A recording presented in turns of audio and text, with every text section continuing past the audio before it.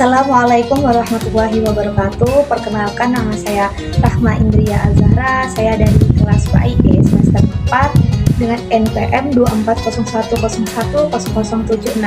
Di sini saya izin mengumpulkan tugas ujian akhir semester mata kuliah ilmu dakwah. Assalamualaikum warahmatullahi wabarakatuh.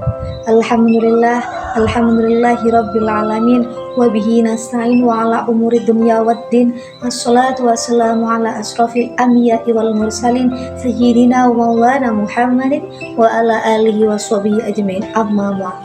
Yang terhormat kepada Bapak Muhammad Badarudin MPD selaku dosen mata kuliah ilmu dakwah di kelas PAIE, dan semua yang saya hormati yang telah menonton video saya yang saya sayangi. Pertama-tama, marilah kita panjatkan puji syukur kehadirat Allah Subhanahu wa Ta'ala, yang mana dengan rahmatnya kita dapat berkumpul di majelis yang insya Allah dirahmati oleh Allah Subhanahu wa Ta'ala ini. Salawat beserta salam tak lupa kami sanjung agungkan kepada junjungan kita Nabi Muhammad Sallallahu Alaihi Wasallam, Nabi yang kita nantikan syafaatnya kelak di yaumul kiamah nanti. Amin amin ya rabbal alamin. Teman-teman yang dirahmati oleh Allah Subhanahu wa Ta'ala, berdirinya saya di sini bukan untuk unjuk gigi apalagi menceramai, dan berdirinya saya di sini bukan untuk bernyanyi karena saya bukan les di akademi, tapi berdirinya saya di sini menyampaikan sepatah kata, secuil ilmu, setetes hikmah, yaitu yang berjudul Sholat Kunci Tenang di Tengah Masalah. Teman-teman yang saya sayangi, hidup itu tidak pernah lepas dari yang namanya masalah. Betul atau betul? Terkadang kita merasa capek, overthinking, bahkan sedih, bingung harus ngapain lagi. Ada masalah pertemanan, pribadi, keluarga, sampai percintaan. Dan itu semua tidak bisa kita ceritakan kepada seseorang atau semua orang. Tetapi anehnya lagi, ketika kita sedang mengalami masalah, kita malah lari ke sana ke sini. Untuk apa? Untuk mencurahkan hati kita. Padahal ada yang lebih dekat dengan kita, yaitu Allah, untuk mencurahkan isi hati kita. Dengan apa? Dengan cara sholat. Teman-teman yang saya sayangi, sebenarnya kalau boleh jujur, hati kita itu hanya ingin mencari ketenangan, dan ketenangan itu datangnya dari Allah Subhanahu wa Ta'ala. Allah Subhanahu wa Ta'ala telah memberi solusi dalam Al-Quran surah Ar-Ra'd ayat 28. Allah berfirman, A'udzubillahi minasyaitonirrajim, Bismillahirrahmanirrahim, Ala bidzikrillahi tatma'innul qulub, yang artinya ingatlah, hanya dengan mengingat Allah hati menjadi tenang. Nah, salah satu bentuk kita mengingat Allah yaitu dengan apa? Dengan cara sholat.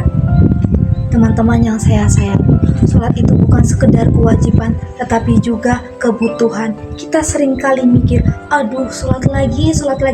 Padahal sebenarnya kita dikasih kesempatan untuk istirahat, mencurahkan hati kita kepada Allah Subhanahu wa Ta'ala. Coba deh teman-teman, kita bayangin ketika kita lagi sedih, kita ngambil air wudhu, kita berdiri angkat tangan, Allahu Akbar. Di situ kita lagi meninggalkan semua beban dunia dan fokus kepada Allah. Kita sujud di tempat paling rendah, dan di situ kita dekat dengan Allah Subhanahu wa Ta'ala. Rasulullah Shallallahu Alaihi Wasallam ketika mempunyai masalah, beliau larinya kemana? Larinya ke Allah dengan cara sholat. Di dalam sebuah hadis disebutkan, wahai Bilal, istirahatkanlah kami dengan sholat. Hadis riwayat Abu Daud. Artinya apa? Beliau ketika sedang sedih, ada masalah, beliau larinya kemana? Ke Allah dengan cara sholat. Beda seperti kita ketika sedang ada masalah, sholat malah dianggap sebagai beban. Tidak baik dicontoh ya teman-teman. Teman-teman yang saya sayangi, kenapa sih sholat itu bisa bikin hati tenang? Yang pertama, ketika kita sedang sholat, kita terhubung langsung dengan Allah Subhanahu wa Ta'ala. Kita ngobrol sama Yang Maha Kuasa. Kita membaca Al-Fatihah, berdoa, sujud, itu semua bukan sekedar gerakan, tapi komunikasi antara hamba dengan Tuhannya. Yang kedua, sholat itu membuat hati kita lebih terarah. Kadang kita stres, terlalu mikirkan hal yang di luar kendali kita, tapi kita diingatkan lagi bahwasanya semua ini sudah ada yang ngatur. Siapa? Allah Subhanahu wa Ta'ala. Yang ketiga, sholat itu melatih kita untuk lebih bersabar.